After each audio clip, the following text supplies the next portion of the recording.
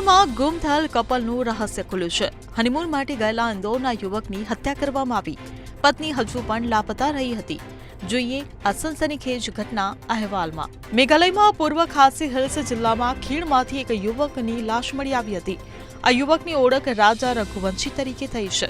યુવક ઇન્દોરનો રહેવાસી હતો અને તે તેની પત્ની સાથે હનીમૂન માટે મેઘાલયના શિલોંગ આવ્યો હતો. 23 મેના રોજ રહસ્યમય રીતે એક કપલ ગુમ થયું હતું, જેથી આ કપલની શોધખોળ દરમિયાન 11 દિવસ બાદ ખીણમાંથી રાજા રઘુવંશીની લાશ મળી આવી હતી. યુવકની પત્ની સોનમ રઘુવંશી હજુ પણ લાપતા છે.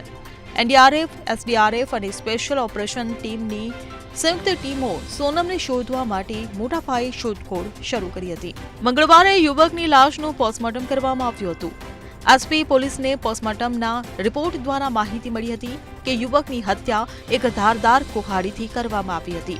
પોલીસે હથિયાર જપ્ત કર્યું હતું. મૃતકના અંતિમ સંસ્કાર ઇન્દોરમાં થશે એવું પરિવારે જણાવ્યું હતું. મૃતકના ભાઈએ આ કેસ માટે સીબીઆઈ તપાસની માંગ કરી હતી. તેમજ તેમણે પોલીસ પર કેસ દબાવવાનો આરોપ પણ લગાવ્યો હતો.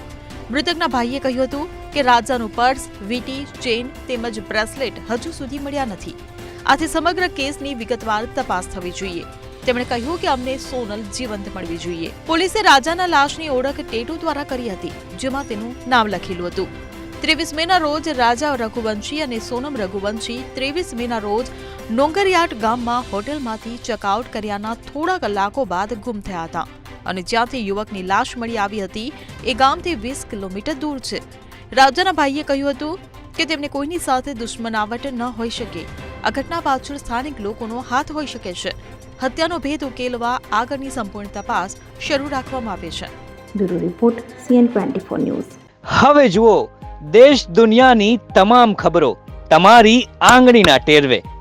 ઉઠાવો મોબાઈલ અને Google Play Store પરથી ડાઉનલોડ કરો અમારી CN24 ન્યૂઝ મોબાઈલ એપ.